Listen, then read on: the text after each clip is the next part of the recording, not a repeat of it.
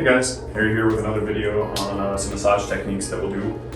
For this part, I'm going to be working on Taylor's hip. Starting off working with that, I'm going to work on her hip flexors to start off. So your hip flexor is a huge muscle group that runs from your 5 lowest vertebrae, your lumbar vertebrae, and they attach onto your femur down here.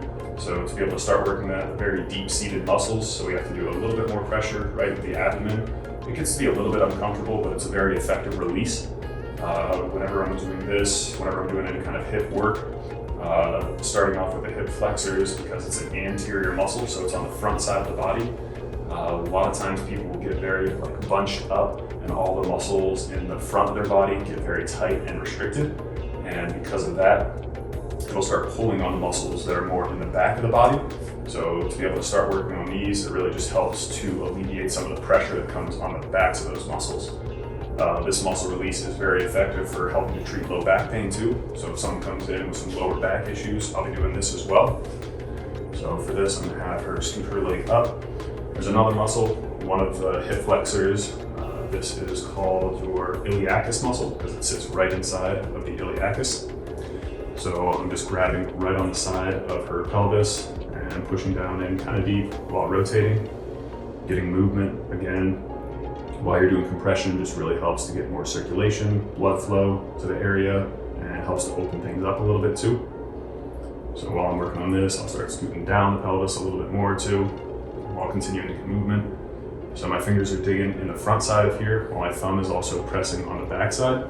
You've got another muscle right here called your TFL, or your tensor fascia lata. It is one of the muscles that attaches to the IT band. So anytime you're experiencing tightness within the IT band, you have a little bit of knee pain too. The TFL is one of the muscles that contributes to that, along with the glute max. So anytime I'm working on TFL or glute max, we're also affecting the IT band too. So another way that I'll kind of address that TFL is just basic fist pressure right into that muscle, and I'll have the client rotate their leg in and out. And so this is just activating that muscle while we're putting compression into it, which really helps to just get a little bit more length out of it too. It usually feels good, right? All right.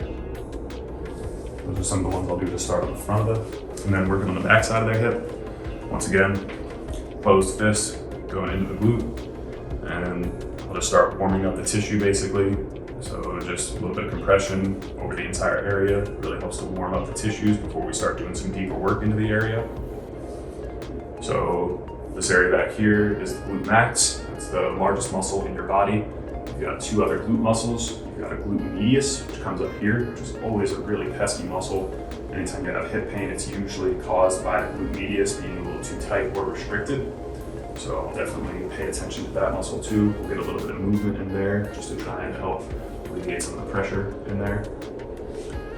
So after doing some of that work, I'll keep the fist right here, bring the leg up, and I'll be rotating the leg side to side.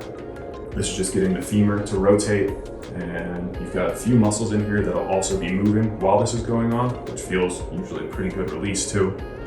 One of the main muscles that is a culprit for a lot of people is a muscle called the piriformis, and it attaches directly to the sacrum and goes down to connect right up the femur, so it runs right across this way. Anytime anyone's experiencing any kind of sciatic issues, it is most commonly the piriformis because it goes directly over the sciatic nerve, or the sciatic nerve goes directly through the muscle. So if it's pretty tight, it'll put pressure and compression on the sciatic nerve, which can cause shooting pain down the leg. And getting this muscle worked on and loosened up is definitely very effective at releasing that too. On top of that, to be able to work the hip a little more, I'll go to the iliac crest right up here. Just a little bit of pressure, pushing down, feels super good. Decompressing the low back, opening the hip up a little bit, creating space. Come down here, press down, and just open the low back a little bit too.